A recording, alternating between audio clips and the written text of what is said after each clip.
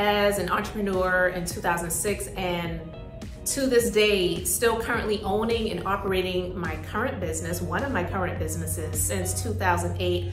It definitely took a lot to still be here, but I'm definitely grateful that I made that step. So I thought in this video, I would share some things that women should know before you start your own business if you are thinking about becoming an entrepreneur. So let's continue to watch this video as I get into some of my tips on some things that you should know. So guys, I am Elizabeth, the Minister of Beauty, and I share the Bible, that is business, inspiration, beauty, life, and enjoyment. I am a beauty business entrepreneur, to be more specific, but I am an entrepreneur nonetheless. Own one of my businesses I have been owning since 2008. I created a skincare line in 2017. I am a licensed esthetician, and you can find out more about my skincare line by checking the links in the description box. If you want to get like me, no makeup, just some lips, some lashes, and have a little bit of brow powder filled in, but I definitely believe in natural, clean, healthy skin. So if you want to get like that, then check out the links in the description box so that you can get 10% off of your first purchase. All right, so just sharing a little bit about my business journey. I was a legal assistant for 12 years, and I knew that I did not want to retire doing that. Grateful for the experiences, but it wasn't what I wanted to do with the rest of my life, for the rest of my life, as long as I was working. So I'm really grateful that I sought direction and guidance, prayed about it, was like, God, get me out of this. But no, really, I was just like, I don't know exactly what I want to do. And so in research and heartfelt prayers, and I believe spiritual guidance, it led me into the wellness and beauty industry. And so I became a licensed massage therapist and a licensed esthetician. I no longer practice massage therapy, but I did a lot of work in that field legitimately, because I know there's a lot of crap going on right now. But anyway, that's another story for maybe another time. But my business journey has definitely had its ups and its downs. So I just wanted to share a little bit about some of my tips, some of my advice, being someone who is a seasoned entrepreneur, who is a woman of a certain age. I'm in my early 40s, and I've been through a lot in business, and I've experienced a lot. So before you make that step, let's just talk about a few things that you should consider before you do make that step. All right, so first I would say have strength and courage and get wisdom. Now, you never sometimes really know how strong you are until you don't really have a choice. And I will say that was definitely my situation, because I never really knew how strong I was until I was in the midst of a lot of situations, a lot of choices that I either had to make or I decided to make for the sake of my own sanity. And when I was going to bed on Sunday nights crying because I was not looking forward to going to work on Monday, hiding that from my husband because he didn't even really know how miserable I was, I had the strength to say, you know what, enough is enough. And I made the step and the move, as crazy as it had seemed to him and maybe some other people, that I was leaving a position where I had my own office and I had a title, of a legal assistant working in a law firm, getting a consistent regular paycheck every 2 weeks. And, some of the things that people consider as being decent and being okay. But for me, I felt trapped. So being in that situation where it was not the most ideal for me, it really showed me how strong I really was to decide, you know what, I'm ready to make that step out of the comfort of getting a regular paycheck every 2 weeks to going into this field of entrepreneurship where I don't know if I'm gonna make any money. But here I am, over 13 years later, still currently owning and operating, have grown over the years, the business that I started back in 2008. And so that really helped me to see how much strength I really had and the courage to step out of that, and the courage to say, you know what, enough is enough. This isn't what I want to do. I'm grateful for the experiences, but I have to get out of this for the sake of my own sanity, but then also seeking wisdom. So I didn't just drop everything and have, you know, this business, because I didn't start out with a ton of clients and a lot of money and all of those different things, the backing of capital or investors or rich family or I didn't have any of those things. So I really had to use wisdom, and it wasn't easy. I operated in my strength to be able to work 2 and 3 other jobs while I was starting my business, but still in the same industry of wellness and beauty. So I worked in a chiropractor's office, a doctor's office, and in a spa as a licensed massage therapist as I was starting my business. So it wasn't easy, and some people may say, oh, that was crazy. Why did you do that? But it was a decision that I made at the time, and honestly, the best decision for me, and in some ways, the only option for me, because I didn't have a rich family. My, you know, household was not one where we were, you know, really struggling, but we were not definitely the Rockefellers either. So we had to kind of do what we had to do, but we didn't have to live on public assistance or, you know, anything like that. So I definitely used wisdom. I didn't make any decisions that was going to put us into the poorhouse for the sake of the decision that I wanted or even felt like needed to make for my own personal life, because I was married, I'm still married, and you know, we had a younger child at the time, so I couldn't just be foolish and say, you know what, screw this, I'm done with it, and I'm just going to make this step and we'll see what happens. No, I had to use wisdom in those decisions as well. So you have to have strength, courage, and wisdom. It's like that India Ari song that I love, and that's actually the name of the song, Strength, Courage, and Wisdom. It's been inside of me all along, like she said. All right, the next thing is learn your why, W-H-Y, and never doubt that. And the reason you have to learn your why is because this is your journey. I could not express to my husband and make him believe what I believed, because my faith journey was my faith journey. Even though we are a couple, and in the eyes of God and this union that we have in marriage, we are one, but we still have separate lives. We were born individually and we're gonna die individually. And prayerfully that's no time soon, but I'm just saying. So when he would have his doubts about, well, why are you doing that? Or who's gonna pay for that? You know, how can you move from this to do that? I had to know what my why was. And for me, I felt like, as the minister of beauty, which I didn't even have that, so you know, that title really back then, but I knew that I had some sort of calling on me, and everyone's calling in life is not to be a preacher, to be a minister in a church, or you know, to serve in that capacity. I believe that God put me here for a greater purpose, and I have touched so many people in the many years.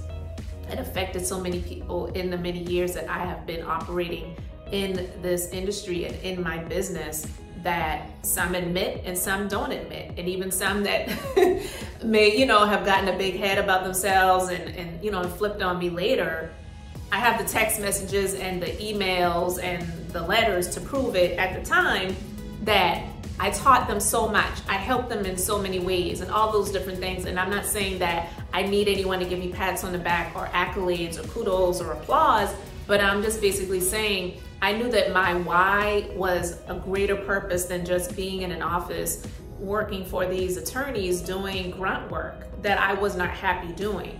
Because even the Bible says that God wants us to enjoy our labor, the work of our hands. It's not even God's desire that we work in a field or in an industry where we are depressed, we are not happy, where we feel like, well, you know, I'm only doing this because of the money.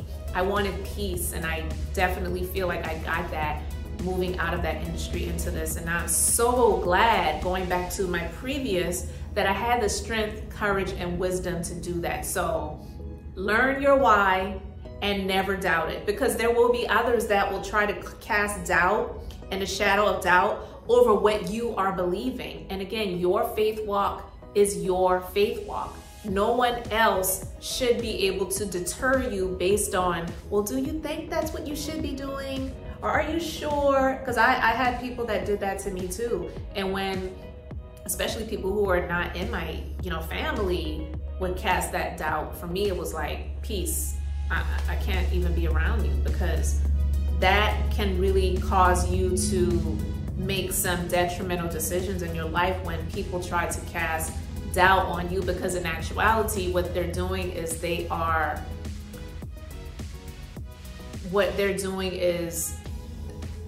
what they feel for themselves. They don't have their own belief in themselves. They will place that on you. So you just have to really be careful with that. So learn your why and never allow anyone else to make you doubt that. All right, so you have to discriminate. And that is not in the sense of what we think about when it comes to discrimination, where people are discriminating on the basis of gender, ethnicity, religion, all of those different things, because of course that is not cool. But when I'm talking about you have to discriminate, I mean you really have to know your niche and stick to it.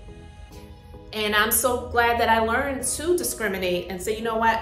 I am a licensed esthetician. Yes, I can do everything that my license says that I am able to do, but that doesn't mean that I should do everything that my license says that I should do. And so I niche down. My business, it specializes in skincare. It specializes in brow services, and not all brow services. I am certified in microblading, but I decided I did not want to practice that anymore. I had enough of that. And eyelash services. I'm a master lash artist, and I've been doing that since 2008. So I'm so glad that I learned to discriminate at an early stage. Body waxing, no, I am not waxing anybody's hoo-ha. I have done that before, and I had enough of it. I will never, ever wax a man's scrotum, testicles, pelvic area, none of that. No man will ever see me ripping hair off of there. Never. There are many estheticians that do it, but I discriminate. I'm not gonna do it, and no one can make me. So I'm just saying all those things to say, if you are going to be going into business, and there may be a number of things that you can focus on, pick what you're going to focus on, niche into those things, because there's an old saying that the riches are in the niches, and that definitely is a true statement. So learn to discriminate and do it in a business sense, not on the basis of what we're used to seeing in the world, okay? The next is don't get discouraged by change. We live in a world where change happens in some way, shape, or form every single day. I don't know if you've ever had an animal. My husband has 5 dogs, so I've seen a lot. And it is amazing how in a matter of a few days, a puppy can have, it could have grown so much just in a matter of a few days or a few weeks. And it's like, what happened to the little cute little puppy? But change is inevitable. So in business, you may have to grow and hire staff. You may have to downsize and lay staff off. There are a number of things that may happen in your business life that is just a part of life and definitely a part of business. So you have to learn to pivot with that. I have learned that, and I've done that, and I've adapted extremely well. And it's even in design of the interior of my business at times. There are sometimes a client would come in and say, okay, all right, Elizabeth, so what have you done differently since I've been here last time? Because sometimes I will just stand there and I'll look at something for a minute and I'll just like get an eye and say, you know what, I think I'm gonna add something there. I'm gonna move this away. Like, I do those things a lot. I am used to change, and yeah, sometimes the changes may not be things that we desire. Sometimes the change is things unexpected, that it wasn't your choice, but it just kind of happens. I've had that happen so many times in my years of business, but you just have to be able to adapt, learn to live with it, grow with it, and move on from it. All right, and so finally, delegate or die. All right, so you may not die, let's hope, but it is true that stress brings on dis-ease, which can push people into an early grade. So you don't want to put yourself in a position where you are stressing so much because you're just trying to do it all. And I get it, when you're starting out in business, sometimes you may be cash strapped, so you really don't have a choice but to do so much. But there's always ways that you can make things happen and get assistance in your business starting out. It really is sometimes not as much as you may be assuming. So that's another thing. And I'll actually add that as a little bonus. Don't assume. Do not assume anything in business. You really have to get the numbers. You really have to know, have things in writing, have things on paper. But when you are able to delegate, it really just helps you to grow faster. You can do more with 2 than you can with 1. And there's actually a scripture in the Bible where it talks about a 3-fold cord is not easily broken. So if you think about a cord or a rope, and it's got, you know, the three ties wrapped around it to make this cord or this rope, and you have 1, it can become easily frayed, more fragile. But when you've got 3 of those bound together to make this rope, then it just makes things stronger. So you're able to grow faster and stronger and better when you have more than yourself. So think of your business the same way and do your best to recruit the right players to your team so that you can knock it out of the park when it comes to your business every single time, or as much as possible. All right, guys, so that is the end of this video. I really hope that you enjoyed it. Please, if you have not done so, go ahead and subscribe to the channel, hit that like button, and leave me a comment and let me know if you have any questions or any tips that you would like to add to the conversation.